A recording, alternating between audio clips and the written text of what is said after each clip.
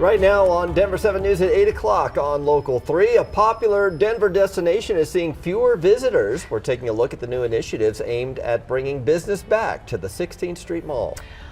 So many of us are feeling the pain at the pump as the crisis in Ukraine leads to higher oil prices. The new predictions on how much it may soon cost to fill up. And it could cost you a little more to hit the slopes next ski season. The price increase coming for some of our largest resorts in Colorado. We want to get to some breaking news. Police are looking for a shooting suspect in the area of West Chatfield and Wadsworth in Jefferson County. Law enforcement says they got reports of shots fired earlier this morning. They say a suspect tried to steal a catalytic converter out of a car, and when confronted, the suspect fired a shot at the victim and missed. That's when the suspect left the scene. We do have a crew on the way to the scene. You can see Air Tracker 7 was above there, and Jeffco Sheriff's officers are still on scene. We will update you as we learn more. Taking a live look across the city this morning from our Mile High camera. It's a really nice start to the day. Beautiful sunrise. But we have some changes coming. It's a Denver 7 Weather Action Day. Winter returns this weekend. Yeah, that view, the horizon's not going to look anything like that tomorrow morning. We're going to see a rain-snow mix tonight and colder conditions starting tomorrow. But right now, beautiful. There is a little increase in cloud cover at this point, and we'll see winds out of the southwest today, but those are going to shift tomorrow, and we'll see much colder air start to settle into the state. Denver, though, a high this afternoon of 68. At low to mid 60s near Fort Collins and Greeley. We've got 40s in the mountains. It's going to start to get colder out west too, as rain and snow is now developing down near Telluride and Durango. Southeastern Colorado, 70s today. It's warm, it's dry, so fire danger is actually really high today as the winds pick up a touch ahead of this next storm. Also, we have a number of winter weather advisories going into effect this afternoon for the mountains, where we're going to pick up a good 10 to about 18 inches of snow from later today into, well, late Sunday. So we'll take a closer look at the timing of this snow and how much we're expecting down here in town, Jason, coming up. We have a major crash downtown Denver, northbound I-25, right at I-70. We have multiple lanes blocked up right now. This, as you take a look at this video from 3 minutes ago, this is what it looked like northbound I-25.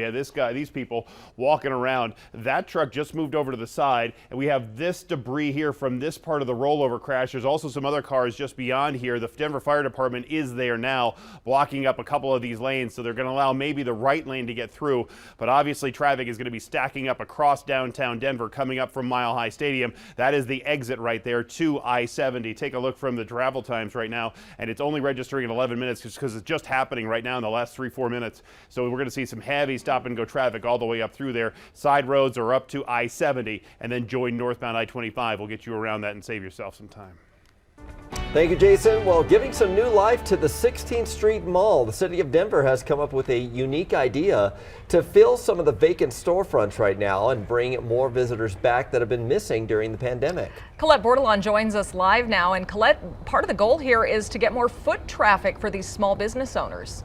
Yeah, and one way they're trying to do that, 5 new pop-ups coming to the mall, and those 5 actually make up around a third of all the available spaces down there at the 16th Street Mall. The goal is to turn the temporary businesses into permanent fixtures. I still want it the same way, like the onions and everything in it. Some of the people passing through the 16th Street Mall are there most mornings, coming back again and again for Ahmad Ismaili's food. This is basically the heart of Denver. But for the first time in his decade at the mall, his regulars disappeared along with the tourists. During the pandemic, we were just completely closed down because there was no business down here. A new initiative between the city and Downtown Denver Partnership wants to bring that business back. Yeah, it has the potential, and I'm really happy it's happening. So. The plan, taking 5 vacant storefronts and turning them into pop-ups, matched with entrepreneurs getting $20,000 to get them going. They'll have to meet certain criteria, like 25 full-time employees or less, because it's meant for small businesses that may not have this opportunity otherwise. So we have 3 property owners who are participating, and they have offered no base rent in exchange for this opportunity to be connected to vetted tenant prospects. The pop-ups can be there for at least 3 months. After that, the property owner and business can decide how long they'd want to stay, up to a year. How do we reimagine downtown? How do we bring people back and offer them something new And I really love that this has a diversity, equity, and inclusion focus as well. And for those already working in the mall, they know new business means new customers for everyone. People are always looking for change, and the variety is always the best chance that you could draw people here down in 16th Street Mall. With a Smiley ready to meet his next regular. You can apply for the pop-ups until 5 o'clock this afternoon. If you are interested in seeing if your business qualifies, go on over to denverpopups.org. Those with the Downtown Partnership tell us they've already seen at least 100 applicants. Live in Denver, Colette Bordelon, Denver 7.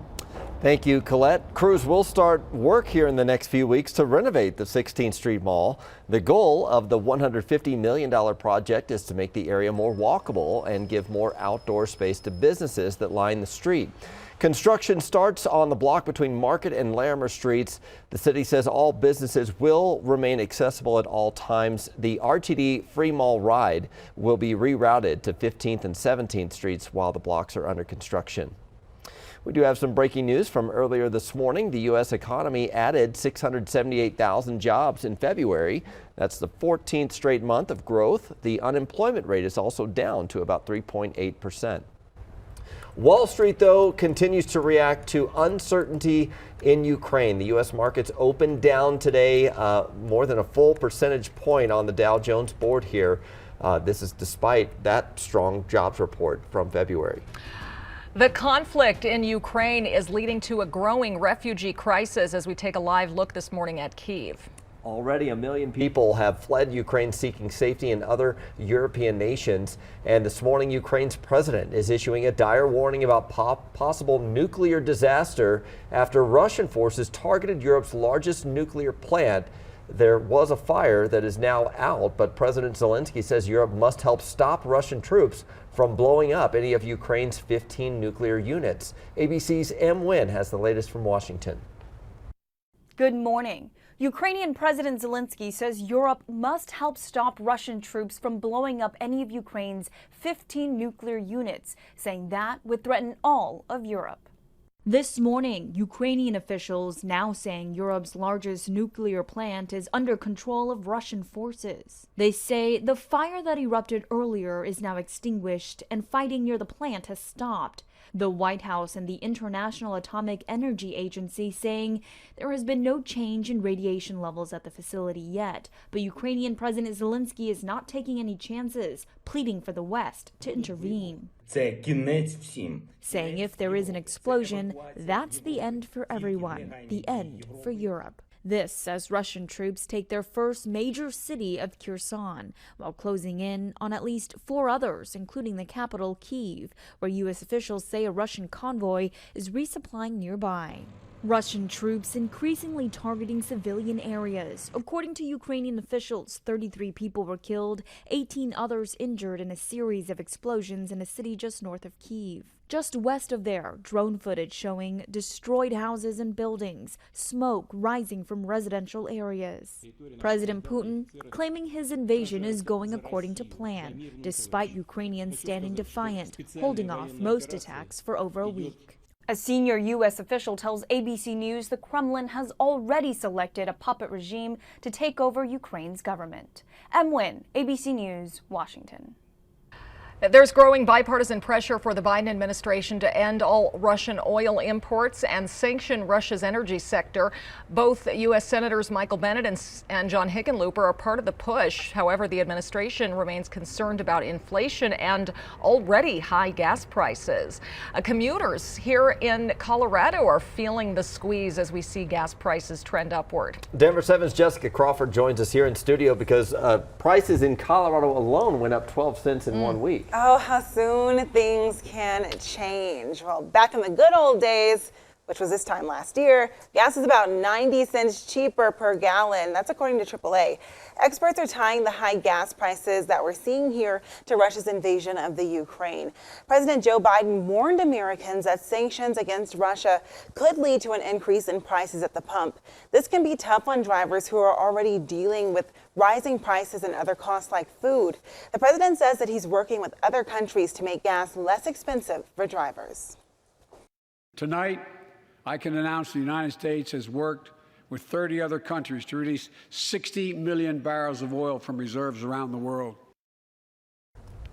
gas prices could still go up, though. AAA does have kind of a controversial tip for people, not warming your car up when it's really cold outside. Yeah, that's tough this time of year too. It's been okay lately, but it's going to change soon. Yeah.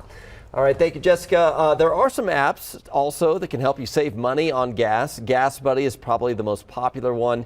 It's free. All you need is your zip code or your phone's location services to find the lowest gas prices near you. Another app is called Get Upside, where you can claim a deal on your phone to save on gas. The only catch is you have to scan your receipt. Another option, some gas stations and grocery stores offer fuel rewards, so members can get a discount that way. One of Colorado's most popular ski passes will cost you a little bit more. We'll take a look at the changes coming for Icon Pass holders. And speaking of skiing, how about skiing on steroids? You could call this something like that. The extreme sport making a return to Leadville.